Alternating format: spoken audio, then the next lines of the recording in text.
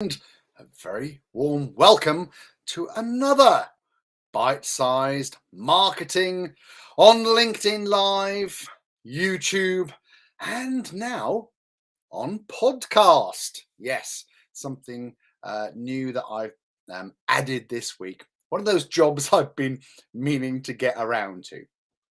Now, for those that did tune in last week and then couldn't find us, something happened. The gremlins got into us. We did stream because it appeared on the YouTube page, but on LinkedIn, it wasn't there. So apologies for that. We did actually have some audio issues. I thought that perhaps it was just me, if you like. But when I watched the recording back, the audio was out in terms of the guest that I had on. So I haven't republished that. Because it was quite difficult to listen to. However, I do hope that the gremlins haven't sneaked in today, and that I will actually be live, and those that want to will be able to catch up on catch up, right, or whatever your favorite medium is. So tell you before I start, I just wanted to say a big thank you to those that have reached out to me, either via WhatsApp or via LinkedIn Messenger, just to say that they really enjoy what I've been doing. Now, I've got to say that this really has lifted my spirits, because as I sit here now, I'm looking at the screen and it says that there is nobody watching live. And what I'd just like to say to any budding creators out there is, please just get on with it. Please don't think about the fact that maybe no one's watching live, although it's lovely to have people on, right? Please don't be disheartened by this, because certainly what I have found is that a disproportionate amount of people, they're either watching vicariously or or voyeuristically at you, but people are watching, and they're watching in their own time. I can see that we are live on LinkedIn, so that's good. Things have worked today. I'm going to say a special thank you to one particular person that I have been speaking to this week on via LinkedIn. I'm not going to mention who they are, but if they're watching or listening to this, they will know who you are. It absolutely warmed my heart that we got to chat today, and I very much thank you for that. And yeah, I'm not going to say any more, but if they're watching, then they know. Oh, that was mysterious, wasn't it? Intentionally so. Intentionally so. Right. So if you've got any questions at all, please pop them in the chat. I would love to what's the word? Love to hear from you today. Actually, I'm looking at the chat now. You see, this is technology, right? Technology. So I'm just going to I know this is really bad TV, but I'm just going to look. Right. So see, this is where technology lets you down, because on my screen, you can't see my screen, especially if you're listening on a podcast. It says no one's watching, but I'm looking at the chat. People are watching. I'm looking at LinkedIn Live, and there's 4 people watching. So apologies there. Hi, Laura. No gremlins this week, which is great. Danny, good to see you. And he said he can see 3 people watching. So yeah, look, that's good. Thank you so much indeed. Indeed. Now, this week's topic, as you can see, I've been rambling now. I'm going to have to cut this, aren't I? Cut this down. Right. This week's topic is target markets. Now, in my opinion, my humble opinion, identifying your target market or markets is the most important thing that you can do as a business owner. Knowing exactly who you are appealing to or trying to target is so important to you hitting that sweet spot. I'm an enormous advocate of the sort of the sniper, I refer to it as the sniper rifle technique, all right, picking your target and going for them, rather than the scattergun approach in terms of trying to sort of hit a lot of people and hope you hit your ideal target.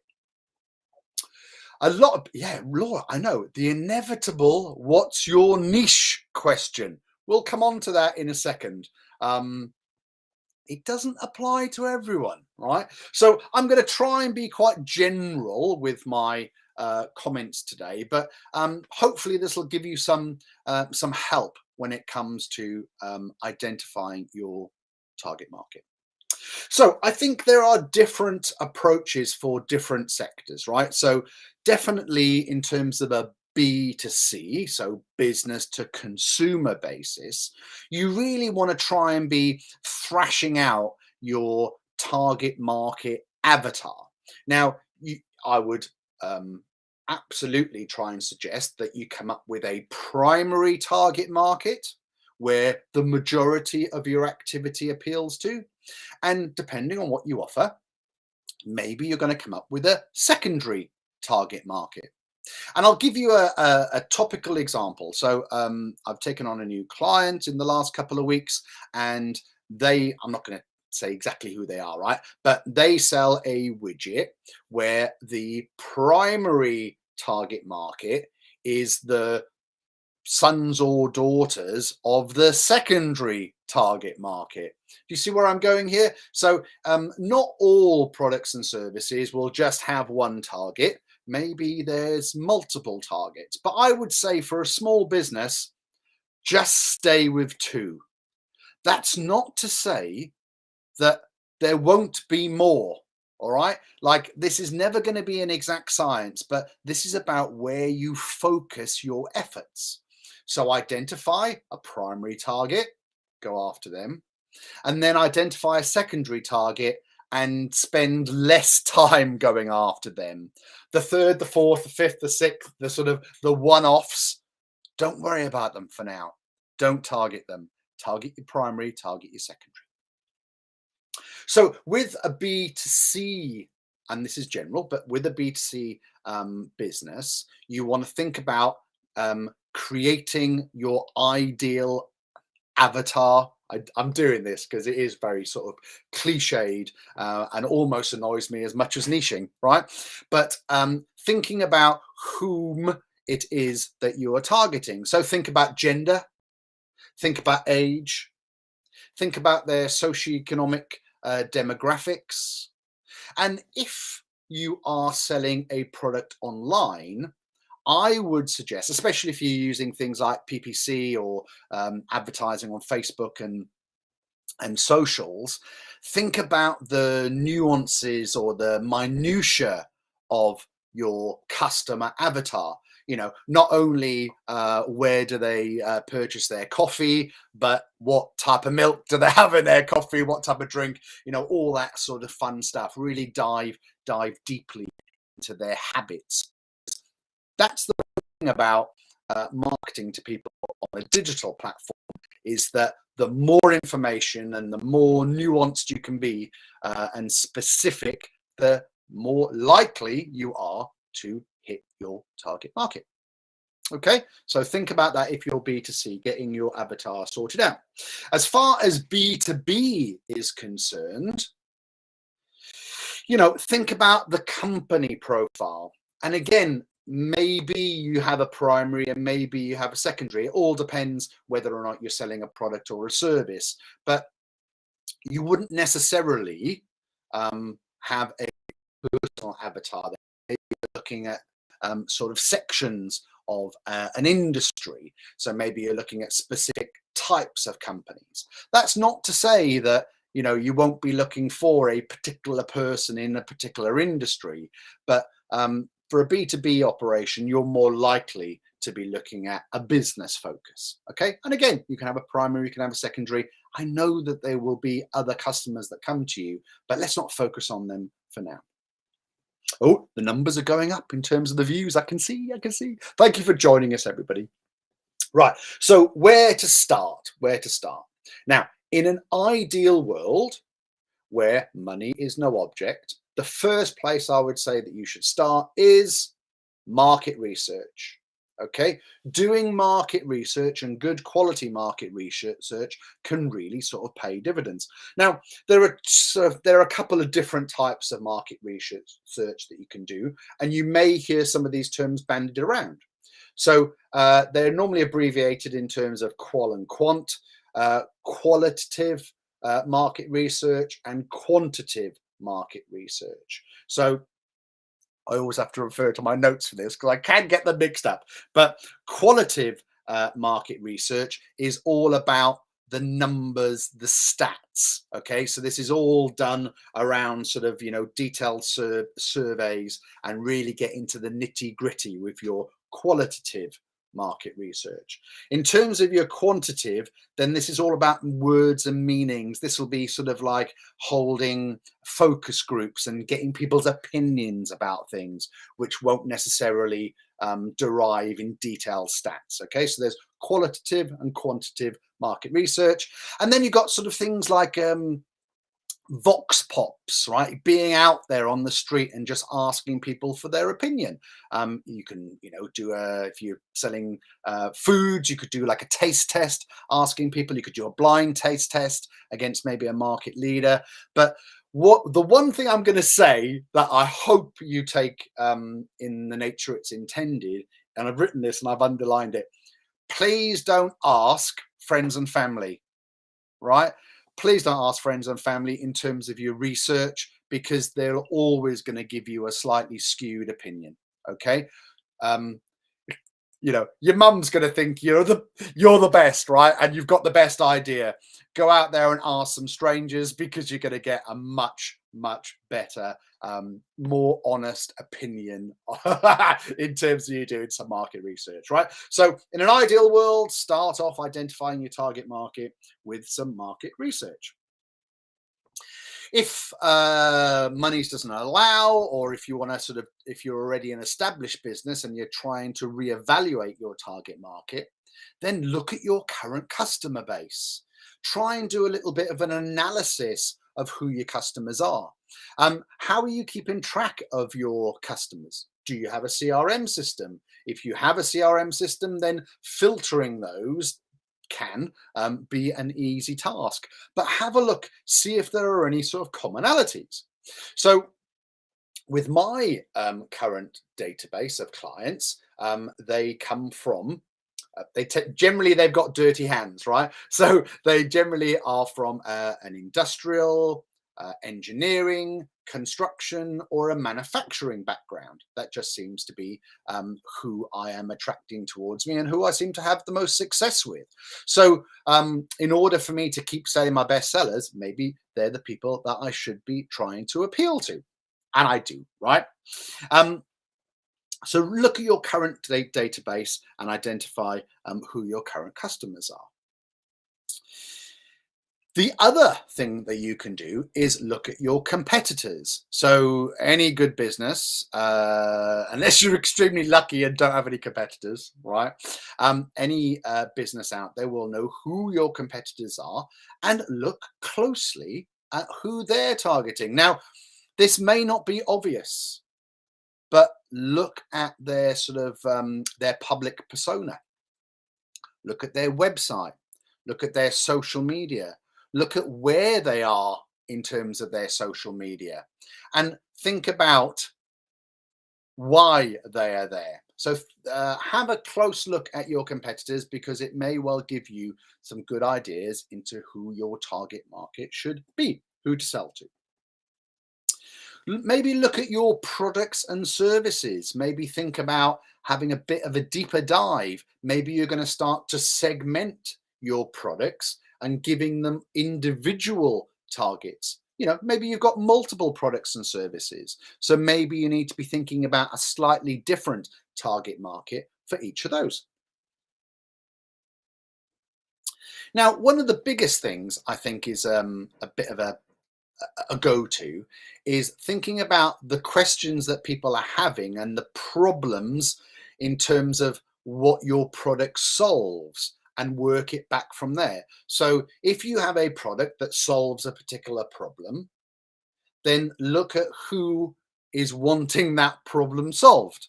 Does that make sense? Like work it backwards. That's another way of finding your target market. Right. Now, here's a bit of I always try and keep these bite-sized things quite lowbrow, right, rather than highbrow and going into the detail. But I think I just want to touch on this slightly, because the more you get into target market, the more you may find that you get involved with socio-economic demographics. So you may well have heard of, oh, I appeal to, let's say, and they're referred to in general terms like down market males, if you like, C2DE bracket. Let me talk to you a little bit about the socio-demographics and how those are categorized, okay? So the National Office of Statistics, this is where this information is pulled from, and this is really useful for targeting generally of advertising, above the line advertising, but it's also very important to understand which bracket your customers slot into.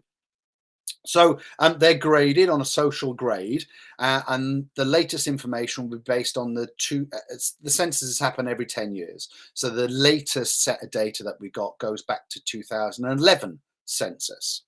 Now they are bracketed A, B, C1, C2, D, and E. Don't ask me why it's C1, C2. Don't ask me why it didn't just go A, B, C, D, E, and F, right? But it doesn't. So it's bracketed A, B, C1, C2, D, and E. And all of these different brackets have different people within it. They do group some of these together. So A and B are often grouped together, and they would be the higher and the intermediate management in terms of the job roles that they take, or they'd be a high performing administrative professional. Sorry, people calling me. Why are people calling me? In terms of their occupations, and they take up 22% of this overall group.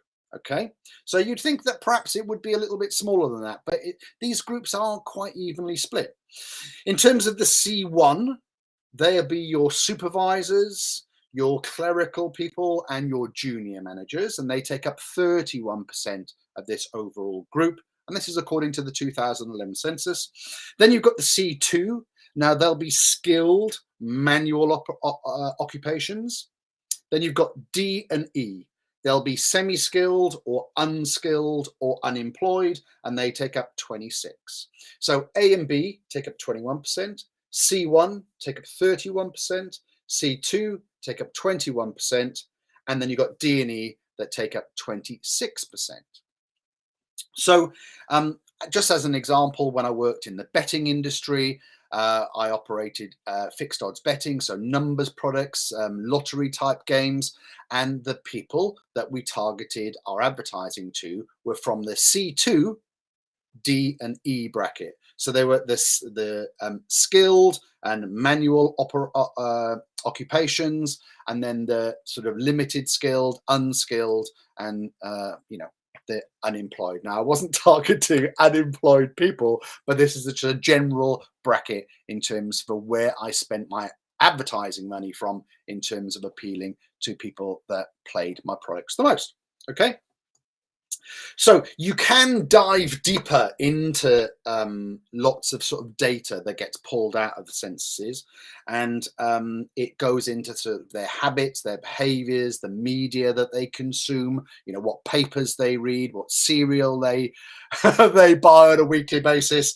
There are all sorts of other forms of breaking these things down. You've got the Acorn, you've got Mosaic, you've got Cameo, you've got a number of other sort of different ways to skin a cat and actually look at the minutiae of the detail. All right, there's lots of information out there, and the more you drill down on your target, the more accurate you can be in terms of the targeting of your marketing. There we go. That was quite heavy for me. Right, let's lighten things up again. So why don't you use some social tools? So if you're on a social network, and maybe we should start by thinking about Do you need to be on all social networks? Where are your target market? Now, depending on your resources, I would suggest that to most small businesses, you need to be quite targeted on the social platforms that you're active on. So think about your target market and then approach the social media that they most reside.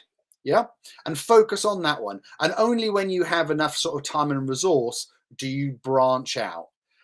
I very rarely recommend that people are on every single social platform, because really you can't focus on any of them or make any traction on any of them. So if you are engaging on, say, Instagram, then think about the analytics, look at the analytics, look at how people are interacting with you.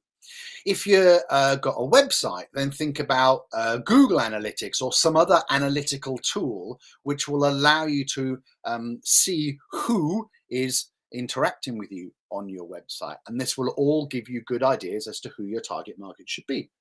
The other thing is thinking about maybe using the analytics on your CRM or on your email marketing system, again, to be more specific, to be targeted. So as an example, you might send out an email shot, and then looking at the analytics, you might see that a number of people have opened it. I tell you, I'm a popular guy today. Yeah.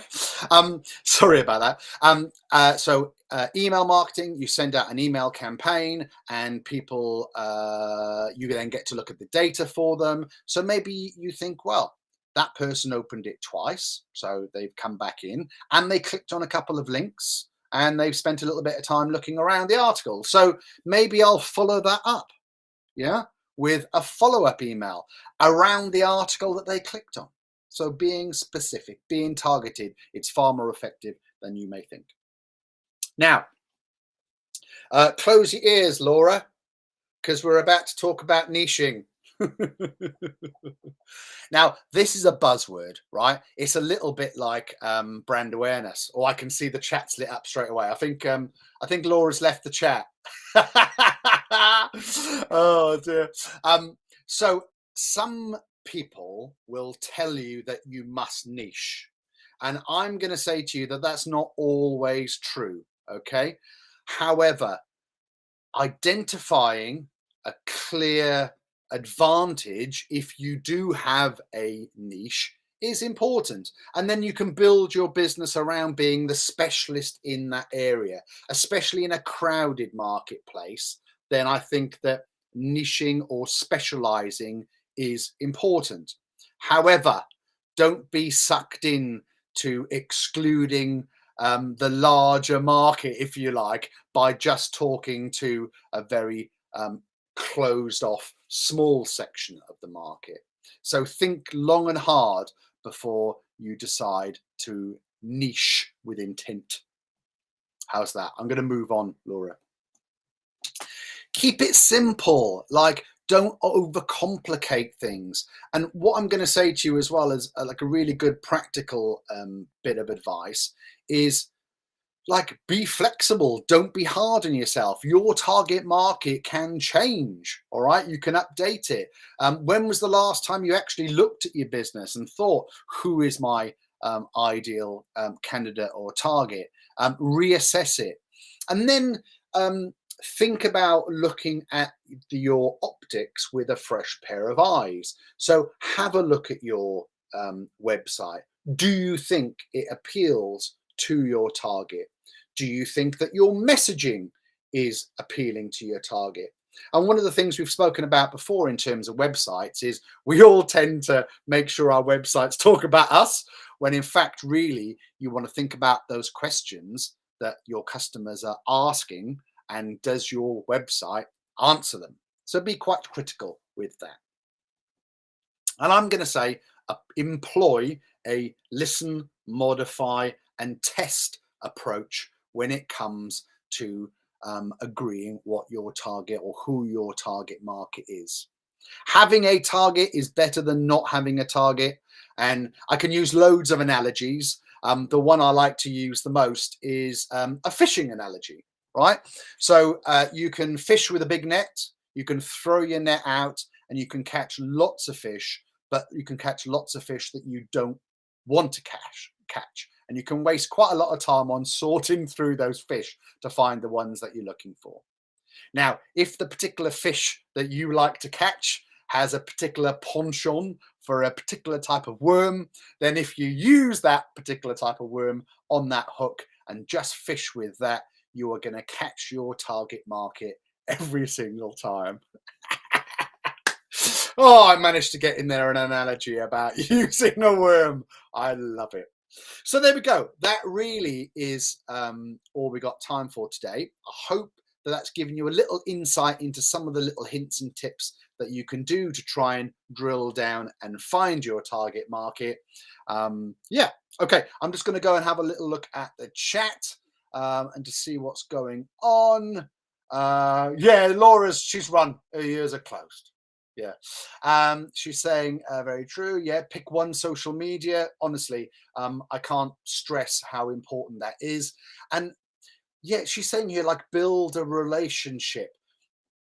This is my general argument over brand awareness and brand engagement. And I did a guest speaker slot this morning with the Chamber of Commerce, and we touched on this. And a lot of people talk about brand awareness, and they say it's really important. It's important to do brand awareness. I call bullshit on this, right? Because as a small business, you want to make sure that your time and your money is as effective as it possibly can be. And just doing something for awareness, it's sort of a little bit futile. Leave the awareness things to the big brands, the Coca-Colas of this world. They do it really, really well, okay? But they've got the money to waste, if you like, in order to do that, in order to create the awareness. You haven't. You need to be more specific and targeted with your time and your money. So try and engage people. Try and have a conversation. So some people might say, "Oh, Miles, you're doing brand awareness by doing this webinar." Well, I disagree. I'm intentively going out there and trying to engage with people. And look, we're getting engagement. Laura is engaging with me, and that's all I want. And even if Laura's the only person that I engage with today, it's much, much better than me just becoming aware by somebody, right? Which is, in my opinion, just slightly pointless as a small business. Yep, it's all about depth of the relationship. Yeah. Oh, thank you very much indeed, Laura. That's very nice of you to say so. So there we go. We've come to the end of another bite-sized marketing Tuesday lunchtime. That's what we do at 12:30. We go live. Now we've got something to look forward to coming up on the 8th of November. Our special guest is going to talk all about branding, and it's the fantastic Sapna. Now, if you do or do not know Sapna, then you will do in November. She's a fantastic lady. She's got a really compelling story to talk about. I'm not going to give it all away, but you don't want to miss the 8th of November. She's a fantastic, fantastic lady. Come on and enjoy the show. Get it in the diary for 12:30 on the 8th of November. So thank you very much indeed. This is me signing out. I like to keep things to 30 minutes, as you know. If you do want to get in touch, please reach out.